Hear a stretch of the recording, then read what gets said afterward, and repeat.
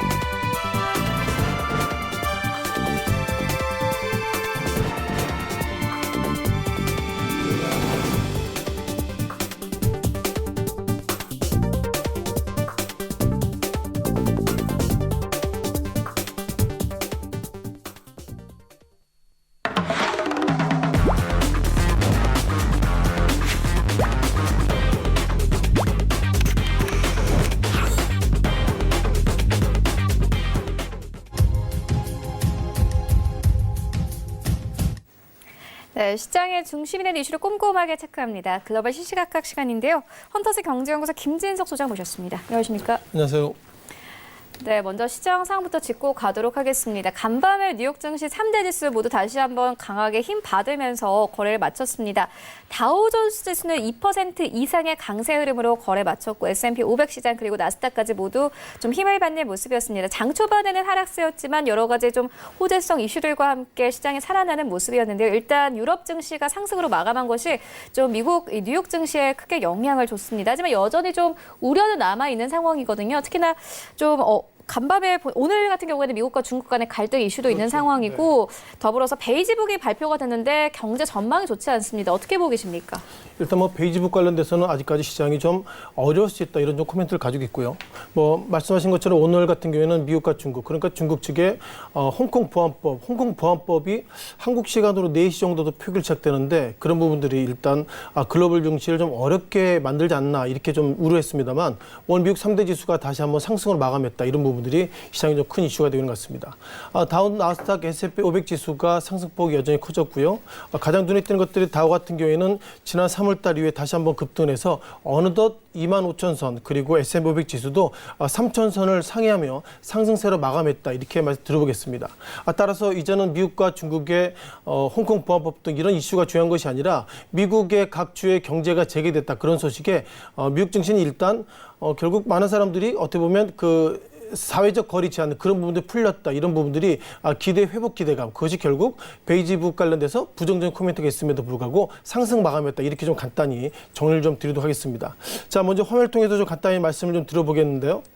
자, 오늘 같은 경우에는 다우 존슨 지수가 상당히 상승의 모습이 커지고 있습니다. 전체적으로 300개 종목 관련돼서 26개가 상승 그리고 3개 종목이 하락, 1개 종목이 보합세 모습 가지고 있는데요. 오늘 같은 경우에는 결국 경제가 좋아진다 그런 기대감 속에서 골드만삭스 그리고 JP모건 등 은행주가 상당히 상승세를 보이고 있다 이런 부분들이 가장 특징인 것 같고요. 최근 들어서 캐터필러 그러니까 항상 경제 회복에 대한 기대감이 인덱스 우리가 캐터필러라고 말씀드려볼 수 있는데요. 캐터필러는 아시는 것처럼 포크레인 이런 어떤 건설 관련된 기본 인덱스이기 때문에 오늘 다우지수 관련돼서 이런 몇몇 종목들의 상승세가 가장 눈에 띈다 이렇게 말씀 드려보겠고요. 자, 그럼 하락된 종목들 보셔야 될 것 같습니다.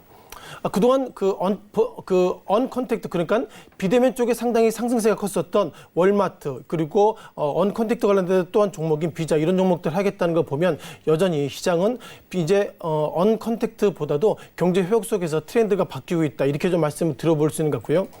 자, 나스닥 지수 종목도 여전히 상승세가 커지고 있습니다. 주로 반도체 종목들의 상승세가 상당히 커지고 있고요. 하락한 종목들의 상승을 좀 체크를 해보면 하락 종목들 오늘 같은 경우에는 알파벳 그리고 바이두가 우리가 그 한국의 카카오, 한국의 네이버가 중국에는 바이두 이렇게 보면 좋겠는데요. 최근 들어서 미국이 상당히 액션하고 있죠. 앞으로 중국 종목들이 미국의 상장 이런 부분도 상당히 엄격히 좀 체크하겠다 이런 평가 속에서 중국발 바이두가 미국 증시 속에 상당히 약세 모습들이 현재 기록되었다 보겠습니다. 또한 종목들에 대한 트렌드를 보셔야 할 것 같은데요. 자, 유가 최근 들어서는 어떻게 보면 4월달 마이너스 모습 이후에 오늘 같은 경우에 유가가 약 4.4% 그러니까 5% 약세 모습들이 기록되고 있고요. 경제 회복이라는 표현 쓰고 있는데 오히려 유가는 상승보다 하락을 하고 있다 이런 부분들을 좀 강조드릴 것 같습니다. 또한 그동안 안전자산을 여겼던 금 가격도 최근 들어서 오늘 같은 경우에는 온스당 $1,710 그러니까 지난 3월달 4월달 이후에 상당히 상승세가 적어지고 있다는 걸 보면 어떻게 보면 경제 회복에 대한 기대감이 상당히 미국 증시를 훈풍으로 몰고 있다 이렇게 좀 말씀 드려보겠습니다. 또한 종목을 좀 보셔야 될 것 같은데요. 이번에 트럼프 대통령의 코멘트를 보셔야 할 것 같습니다. 트위터가 트럼프 대통령의 어떤 심기를 상당히 안 좋게 좀 했다는 부분을 좀 기록될 것 같은데요. 지난 5월 26일 날 트럼프 대통령이 했던 내용이 있습니다. 주된 내용이 뭐냐면요.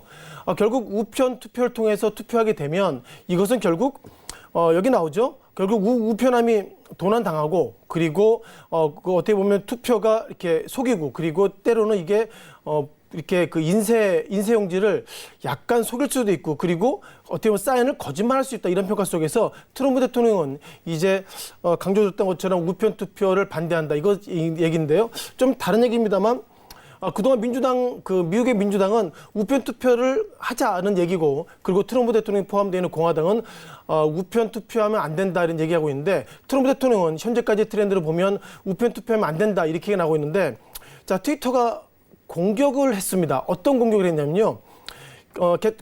팩트 체크를 하셔야 됩니다. 즉 우편 투표에 관련돼서 트럼프 대통령의 얘기가 틀릴 수 있으니 팩트 체크를 하셔야 됩니다. 이런 얘기 나와 있고요.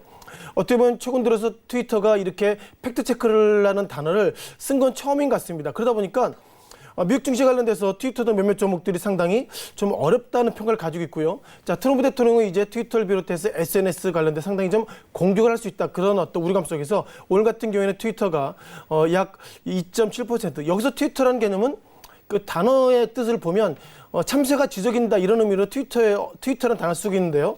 트위터 즉 소셜 네트워크 중심으로 트위터의 어떤 약세 모습 보이겠고 그동안 이슈가 됐었던 페이스북도 지난 5월 26일 날 $240부터 최근 들어 $229 이틀 정도 급락의 모습을 보이고 있습니다. 따라서 트럼프 대통령이 앞으로 SNS를 지금보다 상당히 엄격히 할 수 있다 이런 기대감 속에서 상당히 시장이 변동성이 커지고 있다 보겠습니다. 또한 팩트를 좀 보실 것 같은데요.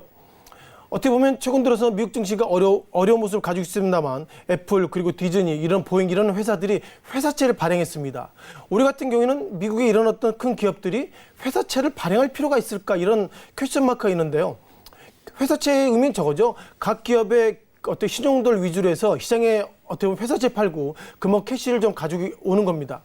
눈에 띄는 것들은 작년 같은 경우에 작년 1월부터 5월 초까지 작년에 발행된 이런 몇몇 기업들의 회사채가 5,400억 달러인데 올해 코로나19 등 상당히 어려운 이슈가 있음에도 불구하고 작년보다 2배 정도 많은 약 1조 달러 한국 돈으로 1,234조 원의 어떤 회사채를 발행했기 때문에 올해 미국의 어떤 회사채 그리고 미국 기업들이 경기가 부진함에도 불구하고 회사채를 작년 동기 대비로 2배 정도 발행했다는 것은 앞으로 미국 경기가 어렵기 때문에 일단 캐시를 좀 가지고 캐시카우를 좀 땡겨서 좀 시장을 좀 지켜보겠다 이런 평가가 있어야 될 것 같습니다. 자, 그러다 보니까 트럼프 대통령은 여전히 시장에 대한 코멘트를 너무너무 좋게 하고 있는데요. 이걸 또 좀 보실 것 같은데요. 자, 트럼프 대통령이 이것이 어저께 나온 얘기입니다. 어저께는 다우지수가 장중에 25,000원을 터치했는데요. 자, 트럼프 대통령이 어저께 스톡마켓이 어떻게 보면 상당히 좋아지고 있을 것이다. 즉 올해보다는 내년에 더 좋아질 것이다 얘기 나오고 있고요. 그리고 여기 보시면은 뭐 다우지수도 어제 기준으로 25,000선 터치했고 오늘 넘어섰고요. S&P 500 지수도 3,000선을 넘어섰는데 가장 중요한 것은 이 단어입니다. 이 단어가 무엇일까요? ASAP가 뭐죠? 속히 빨리 해야 된다는 것인데 각국 미국의 어떤 각 주는 빨리 경제 재개를 해야 된다. 즉 어떻게 보면 지금까지는 어떻게 보면 그 가정 내에서 있으라 이런 평가가 있는데 이제는 그러지 말고 빨리 경제 활동을 재개해라. 즉 ASAP를 썼기 때문에 최근 들어서 미국 경제가 좋아지고 있다는 것을 보면 트럼프 대통령이 내년의 문제가 아니라 올 11월에 있어 즉 대선 관련돼서 상당히 트럼프 대통령이 어떻게든 경제를 상당히 지금보다 올릴 것이다. 그런 어떤 기대감이 오늘의 미국의 3대 지수와 그리고 어제와 오늘 미국의 어떤 급등으로 나와 있는 것 같고요. 다만 현재까지 트렌드를 보면 정확하지 않습니다만 베이지북이 경제활동이 그렇게 좋지 않다고 얘기했음에도 불구하고 이번 11월을 앞두고 트럼프 대통령이 어떤 방식으로든 주가를 올릴 것이다. 그런 어떤 투자 심리 호조가 미국 3대 지수의 상승을 이끌었다라고 말씀드리겠습니다. 네, 시장 상황은 좋았지만 여전히 업종에 대한 우려는 큽니다. 특히나 자동차 업종에 대한 우려가 굉장히 큰 상황인데 글로벌 이 자동차 시장 자체가 이제 좀 얼어붙었어요. 일단 공장이 돌아가고 있지 않기 때문에 그럴 수밖에 없을 것 같은데 어떻게 보십니까? 일단 뭐 미국도 상당히 어려운 모습 가지고 있죠. 뭐 국내 같은 경우는 상당히 어려운 모습이 있는데 자 미국 증시도 상당히 어려운 것 같고요. 자 그러다 보니까 어려울 당장 나왔던 얘기가 구조조정 이런 얘기 전망인데 전망은 실은 앞서서 말씀드렸던 페이지북에서 답을 가지고 있습니다. 앞으로 경기가 어려질 것 같습니다는 얘기인데요. 몇몇 데이터를 보면 코로나19가 이게 하루 이틀에 끝나는 것이 아니라 길게는 뭐 내년까지 갈 수 있다 이런 얘기가 나오고 있는데 기업들이 뭐 지금 뭐 작년 말에 2020년 올해 경제 계획을 잡았던 것들이 다 망가졌기 때문에 일단 구조조정은 지금보다 더 심해질 것이다 이런 좀 평가를 가질 것 같고요. 자, 이 화면을 좀 보셔야 할 것 같습니다. 자, 지금 뭐 트렌드가 좀 바뀌고 있다 이런 평가가 계속 나오고 있고요. 자, 보시는 것처럼 현대차의 모습, 현대차가 작년에 제 기억이 맞다면 시총의 5위의 모습을 가지고 있는데 올해 현대차가 5위가 아니라 어느덧 시총 11위까지 밀렸다. 이런 부분을 보면 뭐 글로벌 자동차 업종이 중요한 것이 아니라 국내 증시의 모습을 보더라도 자동차 업종은 상당히 어려운 국면을 들을 수 있다 보겠습니다. 그러다 보니까 언컨택트 이런 어떤 IT 관련돼 가지고요. 뭐 카카오가 비교가 가장 좋은 것 같습니다. 카카오 같은 경우에는 뭐 시총이 뭐 어떻게 보면 카카오의 시총은 약 22.6조의 모습을 가지고 있고요. 현대차가 약 시총이 어제 기준으로 20.9조. 그러니까 단기간 내 이제는 중구장대한 포철을 비롯해서 이런 포스코를 비롯해서 이렇게 이런 업종보다도 이제 IT 업종으로 트렌드가 바뀌고 있기 때문에 현대차 모습도 지금보다 상당히 이제 빠른 모습으로 흘러가는 것은 아닌가 이렇게 보겠고요. 우리가 그 렌트할 때 허츠에서 렌트하는데 미국의 어떤 2위 렌트카 업체인 허츠가 이제 손을 들었습니다. 통상 디폴트라고 표현을 쓰고 있는데요. 파산보호 신청을 했고요. 그리고 이제 한국도 잘 알고 계신 프랑스 업체인 르노 같은 경우는 공장 폐쇄를 검토할 수 있다. 이런 것을 보면 전체적으로 글로벌 관련돼서 상당히 시장이 좀 어렵다. 이렇게 말씀드려보겠습니다. 자, 그럼 미국의 어떤 종목들 보시면서 말씀드려보겠는데요. 자, 미국에 가끔 말씀드리겠지만 우리가 제너럴 모터스 GM 같은 경우에는 어떻게 보면 보기에는 뭐 3월 달 이후에 상승의 모습을 가지고 있습니다만 여전히 주당 27달러의 모습 보면 상당히 좀 어려운 모습을 가지고 있고요. 이것을 뭐 월봉의 차트만 보더라도요. 2000년 4월 달에는 주당 84달러 그리고 최근 들어서는 어떻게 보면 트럼프 대통령 취임 후에 상당히 이젠 자동차 업종을 키움에도 불구하고 여전히 GM의 모습들의 주가가 상당히 형편없이 부정적이다 보겠습니다. 또 한 종목인 포드의 모습도 가끔 좀 말씀 드려볼 필요가 같은데요. 포드 뭐 여전히 뭐 앞서 보셨던 GM의 모습과 비슷하게 상당히 좀 부정적인 모습을 가지고 있다 보겠습니다. 자, 그러다 보니까 우리가 여기서 이슈가 됐던 것들이 결국 이것이 미국만의 문제인가 이렇게 말씀 드려볼 수 있는 것 같은데요. 미국 자동차 업체가 지난 18일 날 이후에 이제 코로나19 어떻게 보면 코로나19가 지금보다 안정적이다 그런 기대감 속에서 공장을 재개하려고 그러는데 공장 재개를 못 한답니다. 왜냐하면 미국도 모든 이렇게 산업의 대부분들이 멕시코로 넘어갔기 때문에 멕시코가 최근 들어서 확진자가 늘어나고 있고 그리고 코로나19가 지금보다 커지기 때문에 이제는 멕시코가 공장 재개 좀 시간이 걸립니다. 그런 어떤 이슈가 결국 미국의 몇몇 종목들에 상당히 충격이 커지는 것 같고요. 미국은 지난 2018년도 이후에 멕시코에 상당히 집중이 많이 되고 있습니다. 어떻게 보면 2018년도 멕시코에서 약 930억 달러에 달하는 자동차 부품 업체를 어떤 데이터 그리고 물품을 수입하고 있는데요. 좀 더 정확하게 보면 작년 같은 경우에는 미국에 사용된 자동차 부품의 약 39%가 멕시코에 수입된다고 하는 것 같습니다. 여기서 우리가 39%가 상당히 작다는 평가가 되고 있는데 자동차 같은 경우는 상당히 복합 매출입니다. 이게 이게 타이어부터 모든 것들이 다 복합된 것들이 완제품이 100%가 돼야지 자동차가 만들어지는데 멕시코에서 약 40%의 부품이 오고 있지 않다는 것은 그만큼 미국의 GM을 비롯해서 포드 즉 자동차 업종의 생산이 지금보다 잘 안 될 수 있다 이런 기대감이기 때문에 결국 이후의 트렌드는 결국 멕시코가 얼마나 코로나19의 회복이 이어질까 그런 부분에 따라 맞물리는 것 같고요. 따라서 이제는 트렌드가 앞서 잠깐 강조드렸던 것처럼 이제는 뭐 자동차나 이런 부분이 아니라 결국 이제는 트렌드가 그 기본적으로 중무장대한 이런 어떤 제조업 중심이 아니라 이제는 제약, 바이오 그리고 IT 업종의 모습으로 가고 있다 이렇게 말씀드려보겠고요. 이런 설명을 뒷받침을 하기 위해서 보시면 어제 기준 시총 관련돼서 SK하이닉스가 시총 2위의 모습을 달리고 있고요. 작년에 여전히 그 이런저런 이슈 속에서 어려웠던 삼성 바이오로직스가 어느덧 코스피 200 관련돼서 시총에 3위를 달리고 있다. 이런 부분들이 가장 이슈가 되는 것 같습니다. 정리해 보면 그 한국의 코스피 200 관련돼서 시총 5위 종목 관련돼서 삼성전자, SK하이닉스 즉 반도체 종목 관련돼서 삼성 바이오로직스 그리고 네이버, 셀트리온 등 전체적으로 IT 업종 그리고 바이오 업종의 상승세의 모습이 있다는 걸 보면 이제는 글로벌 자동차 업종은 지금보다 구조는 커질지라도 이제는 전체적인 트렌드가 이제는 바이오 업종 그리고 IT 업종 즉 코로나19 때문에 시장의 트렌드가 상당히 바뀌고 있다 이렇게 말씀을 드리겠습니다. 네, 그리고 이어서 어제부터 오늘까지 시장의 가장 중요한 이슈 다뤄보도록 하겠습니다. 미국과 중국 간의 갈등이 점차 좀 격화되고 있는 모습입니다. 아무래도 좀 홍콩 관련 이 보안법과 관련해서 계속해서 좀 잡음이 나오고 있는 모양새인데 이와 관련해서 미국과 중국 간의 갈등이 점차 격화되고 있어요. 뭐 어떻게 보십니까? 일단 상당히 좀 어려운 국면이 있는 것 같죠. 아시는 것처럼 미국 같은 경우에는 지난 뭐 코로나19 이전에 그 미국과 중국의 무역 협상 그거 가지고 상당히 실강을 많이 벌였는데 미중 무역 협상이 1차가 잘 됐다. 그래서 이제는 2차, 3차를 준비하고 있는데 미국이 여전히 중국 관련돼서 부정적인 얘기를 좀 많이 하고 있습니다. 어떤 얘기를 하고 있는지 뭐 아시는 것처럼 결국 그 중국의 어떻게 보면 홍콩의 보안법을 이제 중국에 전인대에서 결정을 한다. 이런 부분들이 상당히 미국과 중국의 대충돌 임박했다. 이런 표현이 있는데요.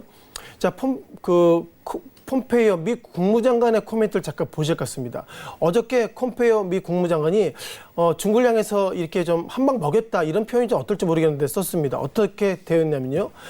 폼페이오 국무장관의 트위터의 내용인데요. 어제와 오늘 즉 밤사이 상당히 이슈가 커지고 있는데 폼페이오 국무장관은 이렇게 했습니다. 즉 국회에 증언했다는 표현을 쓰고 있죠. 어떤 증언했냐면요.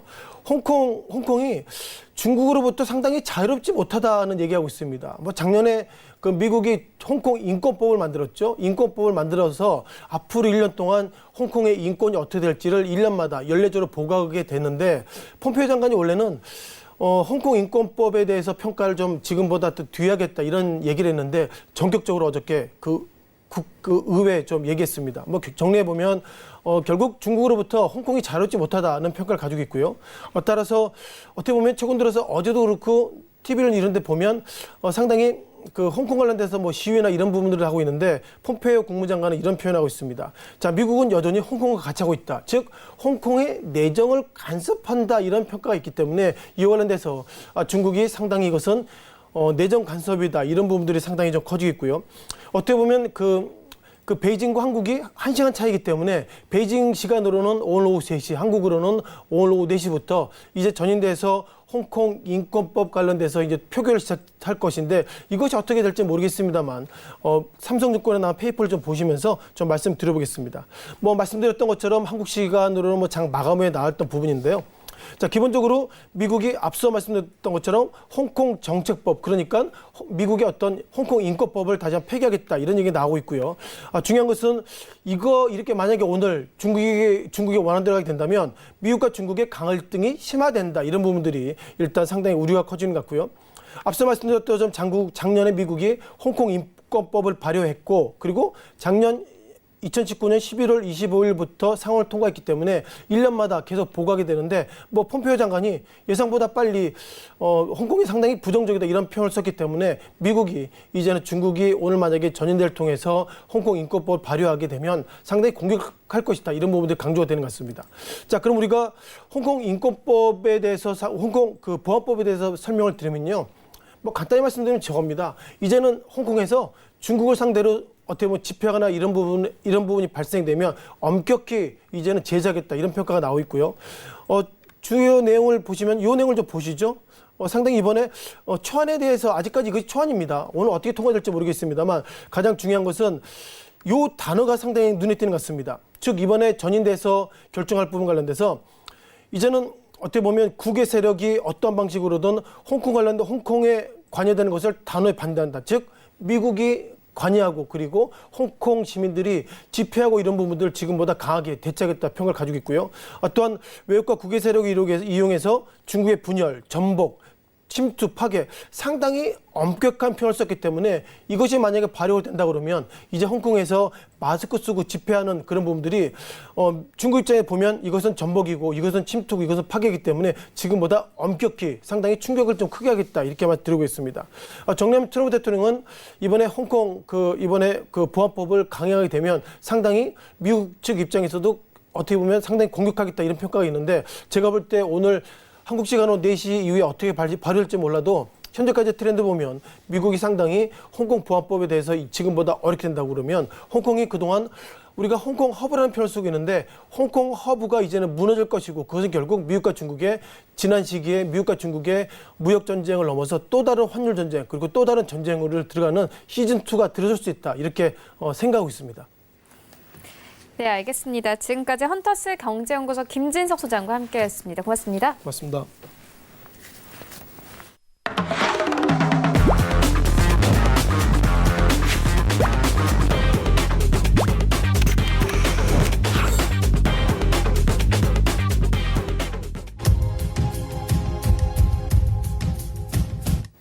네, 이번에는 국내 시장 쟁점 함께 분석해 보도록 하겠습니다. 라이브 이슈 타임인데요. 펠리즈 투자리서치 김민수 대표 전화 연결되어 있습니다. 안녕하십니까? 네, 안녕하십니까? 네, 먼저 첫 번째 이슈부터 시작을 해보도록 하겠습니다. 미국과 중국 간의 갈등이 점차 격화되고 있습니다. 아무래도 우리 시장에도 환율에까지 영향을 미칠 수 있을 것으로 보여지는데 이 투자 전략 어떻게 세우면 되겠습니까? 네, 투자 전략이라고 하게 되면 환율에 대한 투자 전략입니까? 아니면 주식 시장에 대한 투자 전략인가요, 앵커님? 네, 뭐 환율을 통해서 시장이 또 움직이기 때문에 뭐 전체적으로 짚어주시면 좋을 것 같습니다. 네, 이 부분이 명확하게 돼야 될 게 솔직히 환율은 누구나 물론 주식도 잘 모르는데요. 환율은 더 어렵죠. 특히 환율 시장을 예측한다는 거는 말이 안 되고요. 관련된 자금과 어떤 여러 가지 트렌드를 반영됐을 때 더 큰 시장이고 더 어렵다고 보여지고 있는데 그러다 보니까 그냥 짧게 얘기하겠습니다. 특히 이제 환율 관련된 부분을 봤을 때 원화의 환율은 의미는 별로 없고요. 다른 통화와의 비교되는 흐름들이 가장 크다라고 보게 되면 그에 따른 변화를 일단 체크를 해야 될 것 같은데 그러면은 가장 눈치를 볼 수밖에 없는 환율이 중국의 위안화고 미국의 달러화입니다. 근데 지금 최근에 기조를 보게 되면 달러화 대비해서 이제 위안화 같은 경우 약세를 가기 시작을 하는데 저희가 보통 포치라고 그러죠. 한 달러당 7위안대 안착하기 시작하고 지금 최근에도 지난 어떤 약세 흐름들의 어떤 추이를 봤었을 때 지난 저점을 깨는 걸로 보여지고 있습니다. 그래서 지금 위안화를 바라볼 때 입장은 약간 미중 간의 갈등이 좀 깊어지기 시작하다 보니까 그에 따른 가장 먼저 두드러지게 보여지는 하나의 변화다라는 관점이고요.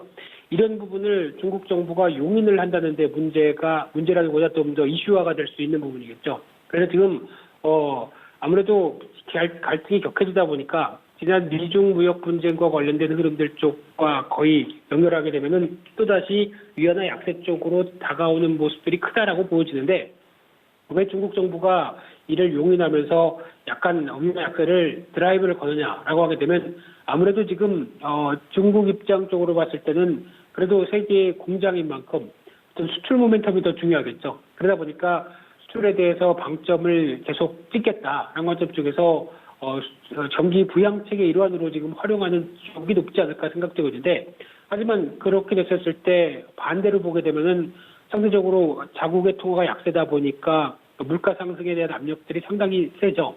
최근에 나오고 있는 중국의 CPI 기준을 보게 되면 저희가 보통 생각하는 수준 이상으로 한 3%대, 4%대까지 이어지는 상황들이 3%대가 넘어가는 상황들이 들어온다라고 하게 되면 이런 부분들이 뚜렷한데 그를 포기하고도 지금 위안화 약세 쪽에 무게를 둔다는 얘기는 상당히 의미하는 바가 좀 크다고 봐야 될 것 같고요. 그러다 보니까 원화도 이와 비슷한 흐름들이죠. 원화도 약간 위안화를 따라갑니다. 그러다 보니까 원화도 지금 최근 들어서 1230원대 중반대까지 들어오면서 1210원, 20원대를 이탈하려고 하는 움직임이 아니라 반대로 가고 있다는 상황이고요. 또 하나 오늘 원화로만 보게 되면은 중요하게 봐야 될 부분들이 또 금통위 결정이죠. 또 금통위가 금리를 인하할 가능성이 살짝 더 높아지고는 있는 상황들인데 뭐 이건 뚜껑을 열어봐야 되겠습니다만 그런 쪽도 하나의 또 변화 요인으로 볼 수 있을 것 같고요. 하지만 이제 또 반대로는 달러화의 흐름들이 강세로 가고 있습니다. 그래서 지금 달러화 강세 쪽을 계속 이어지는 분위기로 가고 있는데 하지만 이제 최근 들어서 또 변화는 어떻게 보면은 지금 달러화의 추이가 박스권 하단부를 테스트하고 있다는 것점도 일단 주목을 해야 될 것 같고요. 지금까지 한 코로나19 사태가 벌어지고 상반기 동안 내내 움직였던 부분들이 하단부가 99대 그리고 상단부가 100일대 이 달러화 인덱스가 이렇게 움직였습니다. 그렇다는 얘기는 달러화에 대해서 아직 방향을 뚜렷하게 가져가지 못하는 가운데 그래도 달러화 강세가 끝나지 않았다는 부분들을 지금까지는 보여줬는데 이 부분이 앞으로 어떻게 될 것이냐가 또 하나의 흐름이라고 봐야 될 것 같고요. 특히 지금 최근에 트럼프 대통령 입장은 좀 변했습니다. 지난 흐름으로 봤을 때는 중국이 위안화를 조작한다, 환율 조작국이다라고 몰아붙이면서 우리도 환율이 약세로 가야 된다라고 주장하다가 어느샌가 뜬금없이 이제 달러화 강세를 예찬하기 시작하죠. 이런 부분을 보게 되면 트럼프 대통령은 좀 말을 좀 막 하죠. 막 하는 스타일이다 보니까 아직 입장 변화에 대해서 여러 가지 또 해석이 많은데 지금 분위기를 보게 되면 가뜩이나 이제 재정 지출을 많이 하고 또 여러 가지 부채가 늘어나고 있는 상황 쪽에서 아무래도 달러화 강세로 갔었을 때 상대적인 부채가 축소되는 부분들과 함께 기축통화라는 어떤 위상을 계속 가져갈 수 있다라고 하게 되면 이를 계속 노리는 게 아닐까라는 관점으로 바라보고 있는데 하지만 이제 또 아마 이번 주 들면서 특히 홍콩 관련된 국가보안법 그리고 어떤 미국의 추가적인 제재 조치들 이런 부분들이 확인이 되는데 오히려 달러화가 한 90달러 인덱스가 99대에서 크게 안 밀리고 하향화로 자리 잡는다. 그러면은 아마 6월 달부터는 많은 변화가 나올 수도 있다고 생각됩니다. 그러면은 아마 주식시장도 외국인들 입장 쪽에서 매수로 바뀔 수 있는 기반이 될 수 있는 게 나오지 않을까라는 관점으로 보게 되면 지금 하단부를 테스트하고 있는 과정 쪽에서 큰 변화 없으면은 반드시 다시 또 달러화가 100대 쪽으로 올라가야 되는데 박스권의 안쪽으로 들어가지 않고 하향에 이탈한다. 그래서 달러 인덱스가 99대를 이탈하기 시작한다라고 하게 되면 주식시장의 분위기도 약간 외국인들 쪽으로 공이 넘어갈 수 있다. 한 분도 한번 체크를 해야 될 것 같고요. 그런 쪽의 변화를 계속 확인한다라고 하게 되면 아직은 시장에 대해서는 이번 주 말과 한 6월 초까지 흐름들은 좀 더 면밀히 확인하되 변화의 가능성은 높다 이렇게 바라보고 있습니다. 네, 미국과 중국 간의 갈등이 격화되면서 수혜를 보는 업종도 있습니다. 바로 히토류 종목들인데 계속해서 추가 상승세 이어갈 수 있을까요? 네, 앵커님은 히토류 관련주들에 대해서 실체가 있다고 생각하십니까? 뭐 사실상 거의 없다고 보면 될 것 같긴 한데 그래도 최근 네. 뭐 그린 뉴딜과 관련해서 같이 좀 이슈가 엮여서 올라가는 종목들도 있더라고요. 네, 원고를 보셨네요. 네. 제가 드린 얘기였던 것 중에 하나인데, 이제 지금, 솔직히 테마주 매매나 어떤 섹터 매매 저도 참 좋아합니다. 참 좋아하는데요. 근데 지금, 히토류 관련된 매매는 한 번도 해본 적이 없습니다. 왜냐면 내용을 뜯어보다 보니까 이게 과연 히토류로 인해서 이 회사가 실적이 좋아지는지, 이 회사가 그로 인해서 성장성을 가져가는지 보통 확인할 수 없는 업체들이 상당히 많습니다. 근데 이게 그냥 남들이 따라간다고 같이 매매를 할 수밖에 없는 웃픈 현실이죠. 이쪽에 대해서는 좀 분명히 흐름을 알고 대응해야 되지 않을까라는 관점인데요. 뭐 지난 미중무역 분쟁 당시에 대표적으로 히토류 관련주 움직였었고요. 그리고 대두 관련주도 움직였는데 이번에는 대두 관련주가 그렇게 크게 강하지 않습니다. 왜냐하면은 중국이 미국한테 약속했던 농산물 수입을 대체로 이행을 하고 있는 상황이 나오다 보니까 그 정도까지는 반응하지 않겠다. 그리고 또 코로나19 사태로 인해서 어떤 곡물 가격도 하향 안정화되어 있는 추세 쪽에서 대두가 더 부각되기는 뭐 힘들지 않느냐라는 반응인 것 같고요. 그중에서 이제 히토류 관련된 거는 중국이 전 세계의 97%를 공급합니다. 그냥 독점이죠. 근데 이게 왜 중요하냐면 예전 얘기를 다시 반복하게 되면 영구 자석이란 쪽을 제작을 하는데 이쪽이 뭐 2차 전지라든가 전기차 뭐 이런 약간 저탄소 녹색 성장, 그러니까 즉 최근에 나오고 있는 친환경 관련된 부분 쪽에서 많이 쓰이고 시작하죠. 대표적으로 전기자동차가 한 대가 지금 전기자동차 한 대에 히토류 원소가 1kg이 들어간다고 합니다. 그러면 전기자동차가 앞으로 커지면 커질수록 히토류에 대한 관심은 높아질 수밖에 없는데 이런 상황 쪽에서 그러면 이런 광물을 전략적 차원에서 활용하겠다. 우리한테 밑보이면 안 주겠다. 그렇게 되면은 오히려 줄서기를 세우기 시작하겠죠. 그런 관점 쪽에서 기대감이 있는데 이 부분은 쉽게 말씀드리면 가정이죠. 이렇게 되면 중국이 이렇게 나오지 않을까라고 하는 가정에 따라서 움직이는 게 거의 한 7, 80%라고 보시면 될 것 같습니다. 근데 만약에 중국의 입장에서도 이거를 만약에 자원을 무기화했다라고 하게 되면 솔직히 그 뒤에 이어질 후폭풍이 더 크지 않을까요? 제 생각에는 미국이나 관련된 서방 국가들의 압력들을 그러니까 즉 성을 쌓고 또 성을 쌓고 하는 어떤 뒤를 안 보고 대응을 하는 게 아니라 오히려 좀 강화된 모습들이라고 하게 되면 지금 그렇게 너무 앞서간 흐름이 아닌가 생각 들고 있고요. 또 하나 중요한 부분들은 관련된 종목들의 흐름을 보게 되면 약간 어이없을 수도 있습니다. 대표적으로 유니온 머터리얼이라는 회사가 가장 많이 움직이는데 특히 페라이트 마그네트라고 하는 자동차 모터에 들어가는 연구자석 쪽이 부각이 되죠. 그래서 히토류를 안 써도 우리께 대체가 될 수 있겠다라고 부각을 받는데 1분기 실적 뜯어보게 되면 관련된 영업이익이 2억밖에 안 됩니다. 2억 나오는 영업이익 가지고 주가는 뭐 4, 50% 올라간다는 게 말이 안 되죠. 또한 두 번째 티플렉스라는 회사 같은 경우는 더 어이가 없는 게요. 이 스테인레스 관련된 본강 절삭 가공, 그러니까 즉 스테인레스 가공업체인데 여기에 히토류가 들어갑니다. 그래서 히토류를 이용을 해서 소재를 생산하는데 그러면 히토류를 만약에 중국이 전략적 물자로 제한한다라고 하게 되면 공급이 원활하지가 않죠. 그러면 당연히 생산에 차질이 생길 텐데 이게 왜 히토류 관련주인지 저는 전혀 이해를 못하겠습니다. 그러다 보니까 그냥 히토류자만 들어가면 시장이 움직이는구나라고 볼 수 있는 상황들이고요. 또 하나 세노텍이라는 회사 같은 경우도 광산 채굴에 사용하는 세라믹 비드를 생산하는데 중국에서 히토류 생산은 광산만 있을까요? 전 세계에 광산 상당히 많죠. 이쪽에 다 포함되고 있는데 유독 중국의 히토류 채광 업체만 어떤 수혜다? 이건 말이 안 되는 상황이고요.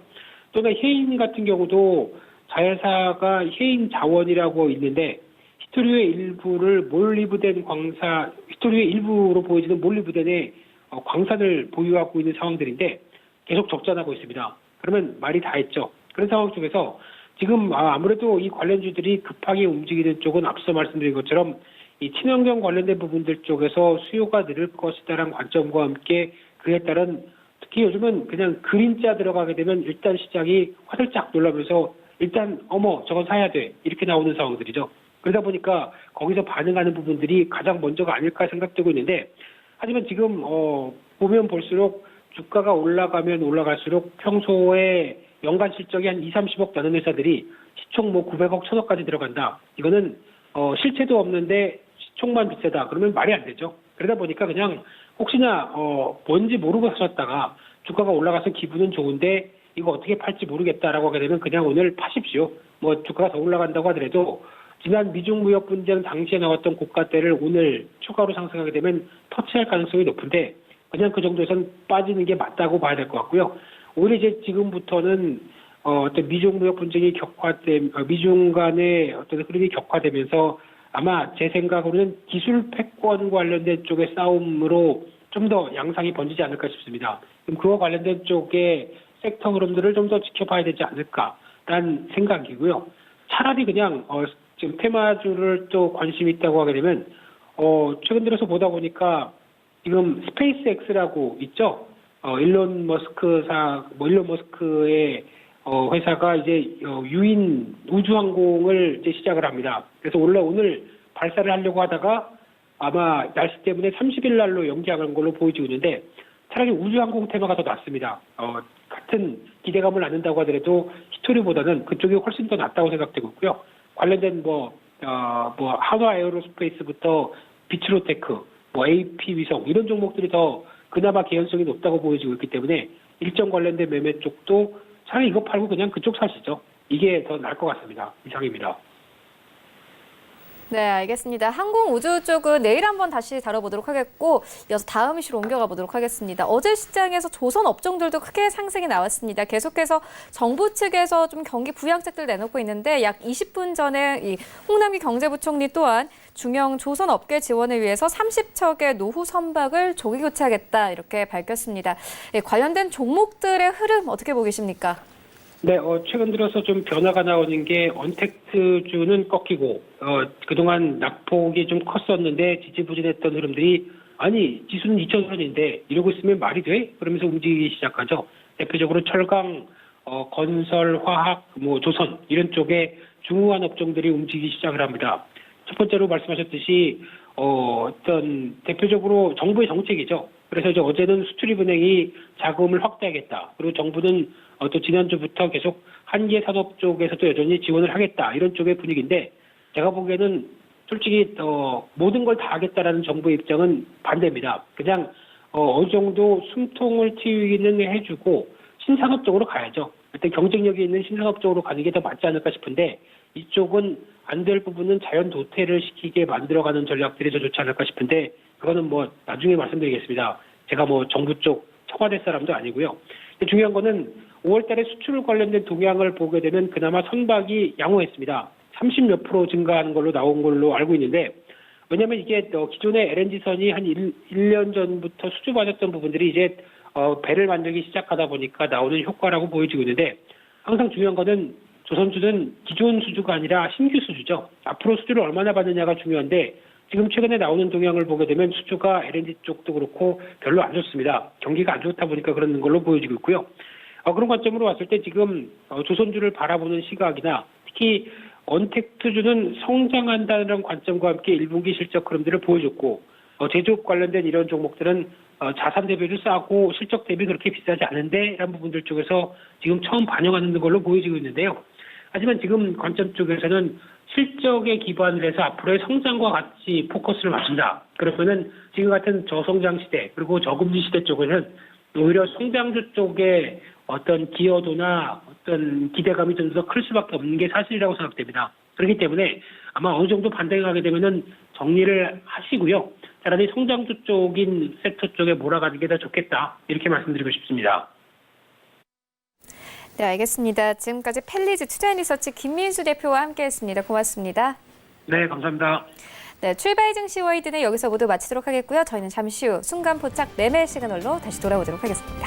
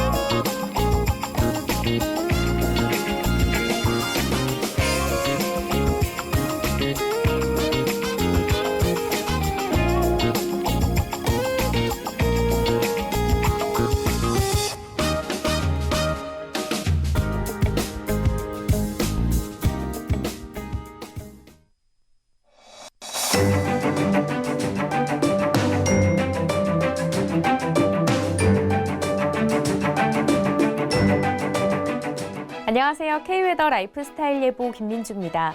오늘 동부 내륙을 중심으로 오후 한때 소나기가 지나겠는데요. 양은 5에서 10mm 정도로 많지는 않겠습니다. 한편 오늘 아침 선선하게 시작하고 있는데요. 낮 동안 어제와 비슷하거나 조금 더 덥겠습니다. 서울이 23도, 강릉 22도, 대전 25도, 광주 26도, 대구 28도로 충청과 남부 내륙을 중심으로 기온이 높게 오르겠습니다. 강한 자외선이 예상되니까요. 외출 시 자외선 차단 잘해주시기 바랍니다. 오늘은 동해상에 위치한 고기압의 영향을 받겠고요. 오전까지 전국 곳곳에 미세먼지 농도가 일시적으로 높게 오르겠습니다. 다음은 자세한 지역별 날씨입니다. 오늘 중부지방엔 구름이 많겠고 낮 동안 춘천에는 소나기가 지나겠습니다. 낮 기온은 어제와 비슷하거나 조금 높겠습니다. 동해안 지역도 구름 많은 가운데 아침은 속초 15도로 선선하게 시작하고 있고요. 낮에는 22도로 조금 덥겠습니다. 남부지방을 중심으로 기온이 높게 오르겠습니다. 전주 26도, 대구 28도까지 오르겠는데요. 강한 자외선에 유의하셔야겠습니다. 바다의 물결은 전해상에서 잔잔하게 일겠습니다. 앞으로 기온은 점차 오르며 더 더워지겠고요. 이번 주 주말 제주도에는 비 소식이 들어 있습니다.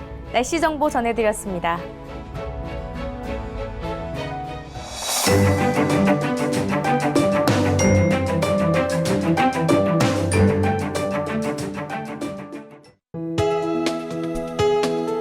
본 방송에서 제공하는 투자 정보는 투자 판단에 대한 조언입니다. 방송에서 제공하는 주식의 가치, 가격 상승 및 가격 하락에 대해서는 방송사에서 보장하지 않습니다.